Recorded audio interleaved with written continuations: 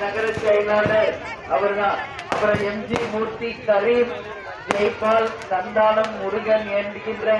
அனைவருக்கும், மண்டல மாவட்ட பொறுப்பாளர்களுக்கும்,